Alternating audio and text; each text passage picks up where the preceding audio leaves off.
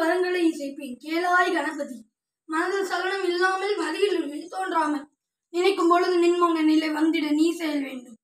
கணக்கும் செல்வம் 100 வயது இவையும் தர நீ கடவாயே. என் தலைமை ஆசிரியர்களுக்கும் அனைத்து ஆசிரியர்களுக்கும் எனது நண்பர்களுக்கும் எனது பணிவான வணக்கத்தை தெரிவித்துக் கொள்கிறேன். எனது பெயர் மு. பிரத்யூஷ். நான் 6ஆம் வகுப்பு ஊ பிரிவில் படிக்கிறேன். இன்று நான் வாழ்வோற்று மகாகவி சுப்பிரமணிய பாரதியாராக வந்துள்ளேன். நான் திருநெல்வேலி மாவட்டத்தில் உள்ள எட்டயபுரத்தில் 1882ஆம் ஆண்டு டிசம்பர் 11ஆம் நாள் பிறந்தேன். எனது பெற்றோர் சின்னசாமி லட்சுமி அம்மாள் ஆவார்கள். எனக்கு எனது பெற்றோர் இட்ட பெயர் சுப்பிரமணியன்.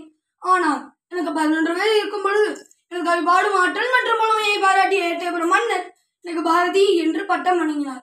எனக்கு தமிழ், ஆங்கிலம், ஹிந்தி, கன்னடம், மராத்தி, தெலுங்கு, மலையாளம், சமஸ்கிருதம் போன்ற மொழிகள் தெரியும். ஆனால் எனது தாய்மொழியான தமிழ் மொழியின் மீது நான் வைத்திருக்கும் பற்று மிகுந்தது. யாமறிந்த மொழிகளிலே தமிழ் மொழி பொழிந்ததாவது எங்கும் காணும். தேன்மலர் தமிழோசை உலகமெல்லாம் பரவும் வகை செய்தல் வேண்டும். எனக்கு குழந்தைகளின் மேல் அளவுக்கு அதிகமான அன்பு இருக்கிறது. அதை நான் பாப்பா பாட்டு, கண்ணன் பாட்டு, குயில் பாட்டு எல்லாம் பாடினேன்.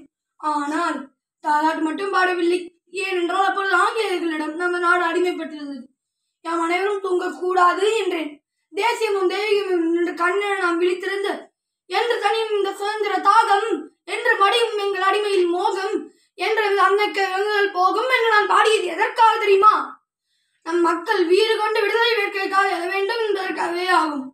நம் சுதந்திர இந்தியாவின் மக்கள் அனைவரும் அச்சமின்றி மகிழ்வோடு வாழ்வதற்காக நான் பாடிய பாட்டே அச்சமில்லை அச்சமில்லை அச்சம் என்பதில்லையே. இச்சகத்தில் ஓரெல்லாம் எதிர்த்து நின்ற போதிலும் அச்சமில்லை அச்சமில்லை அச்சம் என்பதில்லையே. நம் இந்தியாவுக்கு சுதந்திரம் கிடைக்கும் முன்பே ஆடுவோமே பல்லு பாடுவோமே ஆனந்த சுதந்திரம் அடைந்து விட்டோம் என்று ஆடுவோமே என்று பாடி சுதந்திர உணர்வை உணரச் செய்தேன். நம் மக்களிடையே பெண் விடுதலை, பெண் கல்வி, பெண் முன்னேற்றம் மேலோங்கி திகழ வேண்டும். நான் பாஞ்சாலி சப்தம் என்ற நூலை எழுதியதற்கு காரணமும் மக்களிடையே விடுதலை வேட்கையை தூண்டவே ஆகும். மாநிலராகிய நாம் காக்கைக்குருவி எங்கள் ஜாதி என்ற அவைகளுக்கு உணவளித்து அவைகள் வாழ வழி செய்ய வேண்டும். சுவை புதிது, பொருள் புதிது, வளம் புதிது, சொல் புதிது, சோதிமிக்க நல் கவிதை, என்னால் முடியாத கவிதை போன்ற பல கவிதைகளை படித்து இன்புற்று தங்கள் தாய்மொழியும் தாய்நாட்டை பேணி காத்து வர வேண்டும் என்று கூறிக்கொண்டு விடைபெறுகிறேன். நன்றி, வணக்கம்.